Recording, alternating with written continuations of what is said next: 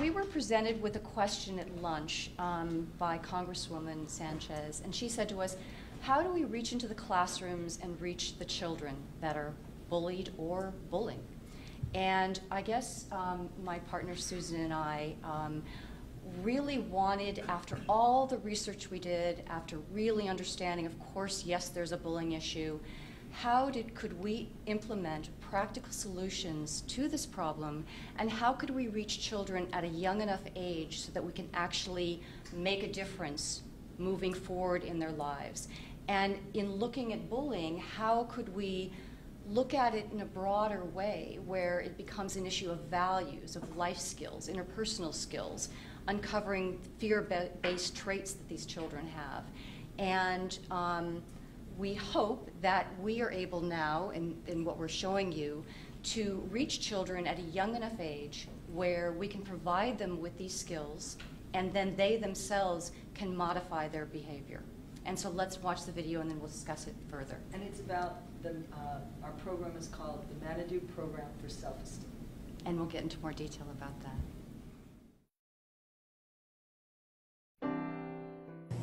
I fear being shy. I fear kids that don't like me. I fear getting bad grades. I fear nightmares. I fear getting sick like my grandpa. I fear expressing myself. I fear that I'm not good enough. I fear getting hurt. I fear being bullied. Do you know a child who has fears? These are just some of the invisible enemies our children face. We all have the right to lead the best lives we can. We need to teach this right to our children.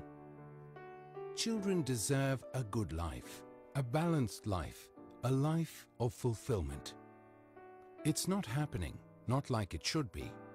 Manadoob gives children the life skills they need to find their own answers, fight for their rights, and make their way in this complicated world. This is their story. Listen to them. We must unplug our children from the isolation, unplug them from electronics, and plug them into Manadoob. If we do, our children will learn how to believe in themselves. They won't prejudge. They will communicate with each other face to face. They won't bully. They will learn to be a good friend. They will reach out and help others. They will learn the meaning of community. Don't you want to give your children this chance? These tools? Manadoob is the solution. It also gave me reasons to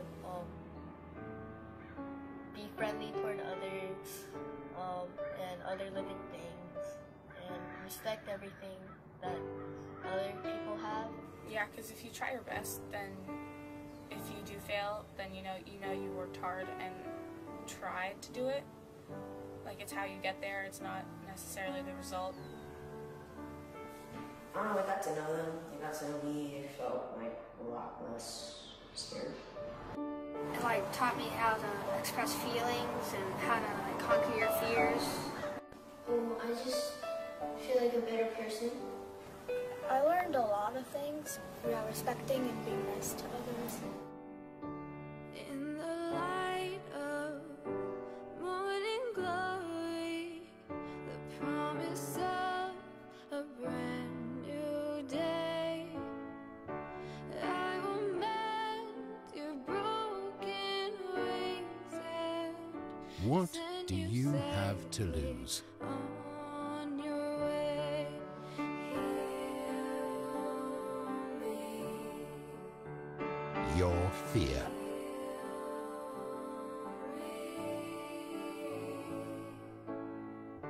I will be your safe haven.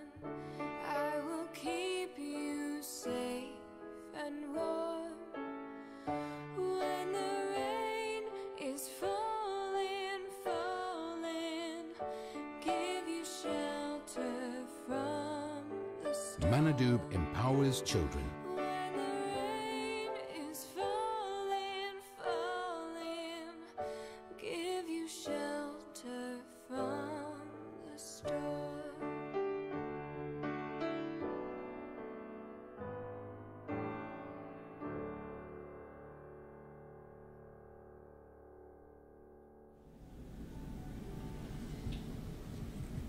think now we're just going to take a few moments and be more specific about bullying. We presented our paper, why it was accepted, is because Manadoob has proven so effective against bullying. And I think it was interesting today because the Congresswoman said we have to change the culture. And specifically, that is what the program is able to do. The Manadoob program is proven effective because the students are guided to self-discovery. This gives them the ability to change behaviors and take positive action through 5 key steps. Step 1 is student self-examination of their thoughts and their behaviors. Children begin to identify with the characters in the novel and workbook. Each student begins to examine their own behaviors and the behaviors of those around them. They discover for themselves if they are the bully, the victim, or an innocent bystander. The innocent bystander learns they need to and are able to take positive action to support and protect the victim. Step 2, student self-examination of their own fears. Students discover what they like about themselves and what habits or qualities they do not like. Students learn they can control these habits and create a positive change in their own behaviors. And then I think June would continue to address. Well, I think what basically we've tried to do here, and we can go through this or not, or I mean, is, and we've heard this now in so many anecdotal situations. We've had, it doesn't matter what the demographic group is, it doesn't matter, you know, what their socioeconomic status is, what their ethnic background is. Most children, if they can go through something like this and have a self-discovery and identification of what these issues are, then they are able to curb those activities in themselves.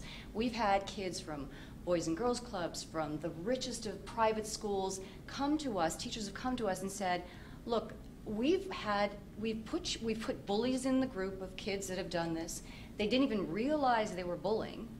And now they have come to understand what their actions are, what these actions are doing to the other children in their group, and they have now been able to not only curb their own bullying identities, but they've been able to reach out to others and actually help them, and help them through hard situations, or help them through the fact that their family is going through divorce, and understand that you know, bullying isn't the thing to do. It just, you know, and I guess what we've found through all the research we've done, if you can reach the children young enough and you're not reactive, but you're proactive in identifying these issues and solving these issues, you have so much better of a chance of dealing with it. I mean, we found, you know, in high school, you know, they want to put a Band-Aid on the issue because they realize the problems are there and they don't go to the core and depth of the problem. I think it's important just to address the final steps too. Mm-hmm. After they examine their own fears, then the student begins to examine others. And then we also take them through the key values of kindness, forgiveness. They begin to embrace acceptance and inclusion, and they identify the key values of responsibility, patience, trust, and forming proper boundaries.